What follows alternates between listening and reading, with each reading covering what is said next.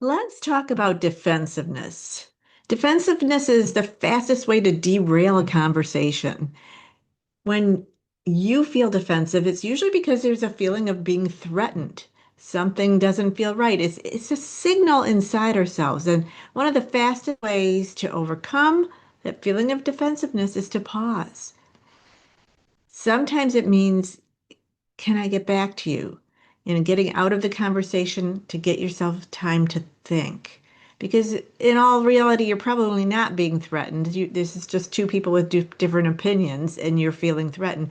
Maybe you're feeling your competency is being threatened, or your authority is being threatened, or your ideas are being challenged. Defensiveness is not the only choice. So sometimes asking myself, is this the experience I want to create for myself? Is a really good question to ask. And when it is like, I'm feeling defensive, to pause and say, I'm noticing I'm feeling defensive right now. Let's slow this down. Here's what I'm hearing you say. Am I getting that right? And then just in the fact of doing that, you're going to start clarifying, here's how I see things. And let's look at the big picture. What do we both really want to accomplish here? In other words, using communication tools to bridge that gap that's going on in the moment, the gap of feeling attacked, that gap of we're not communicating in a way that I could feel comfortable with. Now, speaking of that, sometimes it's your customer who's getting defensive. They think you're not doing the job right. They feel threatened. They feel like things aren't right. And so, the best way to settle somebody who's feeling defensive is to acknowledge their frustration.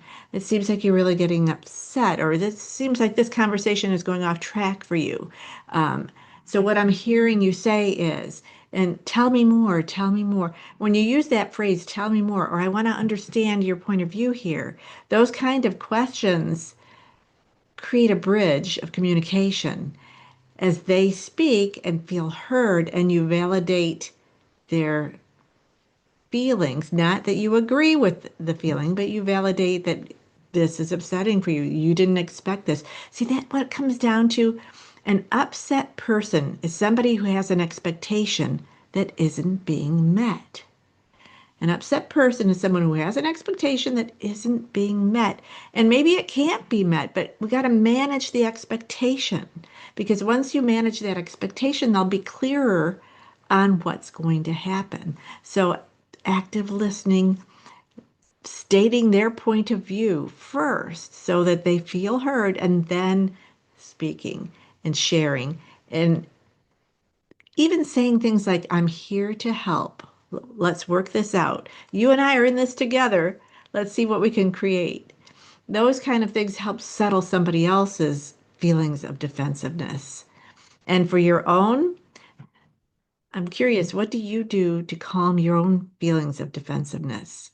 Because in all honesty, we're probably not being threatened. We're just dealing with the discomfort of our own expectation that isn't being met.